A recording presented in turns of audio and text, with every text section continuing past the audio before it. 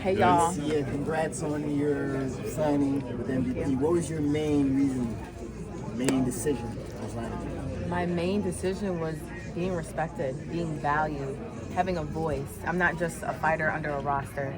I'm a pioneer for the sport of boxing. And they saw my vision, and I love that, and they got to hear me out. And this is the biggest turning point of my career. You're going to see amazing fights. You're going to see the most of Alycia, the Baumgardner, and MVP is going to put that on the biggest stage. In terms of Amanda, you mentioned, we will see. Is that the same for Claressa, or is that when ship sailed? What's the question? In terms of you and Claressa Shields? Yeah.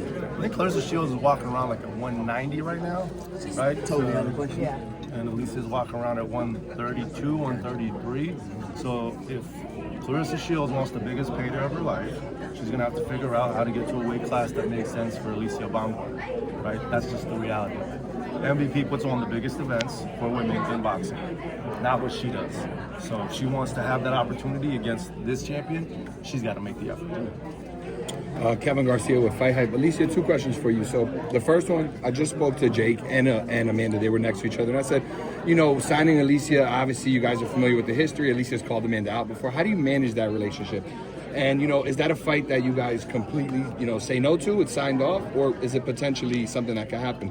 He says this is what Amanda wants, but what does Alycia want? Is that a fight that you still entertain, like you still want to fight Amanda Serrano? Listen, like I said, this is boxing. Anything can happen. The fact that I can share a stage with Amanda Serrano is important to me. It's making history. And like I said, I'm just stepping into my prime, y'all. So you're going to see so many exciting fights, regardless of who it is. Alycia Baumgardner is here to stay and here to make statements. I think she's lying. I think she definitely wants to fight Amanda Serrano. Because every great athlete wants to beat the best athlete, right? Whether you're on the basketball court, whether you're in the boxing ring, whether you're friends or not or on the same staple, you're going to want the opportunity to show the world that you're the best.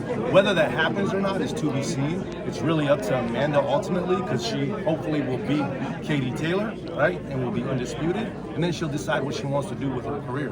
But I know Alycia wants it 100%. No matter Serrano what Baumgardner, let's go. I got one follow-up question. So, just touching back on the Claressa topic, I've just heard from sources that I have that you guys made up, you're friends or you're not friends, you guys had to sit down. So can you just clarify where you and Alicia's relationship is at? I'm sorry, you and Claressa's relationship is at, and did that happen? Did you guys make up or not make up? At the end of the day, I'm a professional when it comes to anything that I do, in and outside the ring. So I always keep things professional, I always keep things cordial.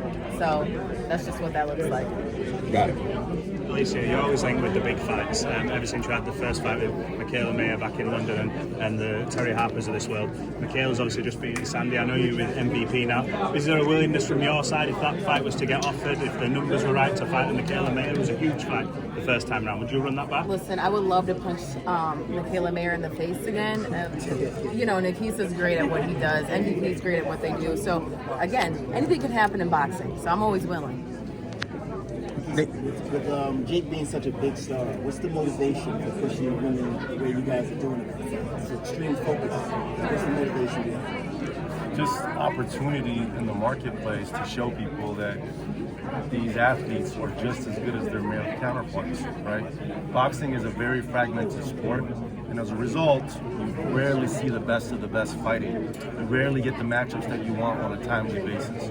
Our goal, our vision, our strategy is to have as many top-tier female fighters on the same roster, and then allow them to fight each other without, any interruption from other entities. Nakisa, you just recently signed Ali Scottney and Ramla Ali, both who came from Matchroom. What are you offering that Matchroom maybe aren't? Maybe Alycia as well, adding to that list. What are you bringing to the table that Matchroom aren't? Look, Matchroom is a great company. They have a large stable of fighters, right? But we have intentionally been focused on women's boxing for 3.5 years.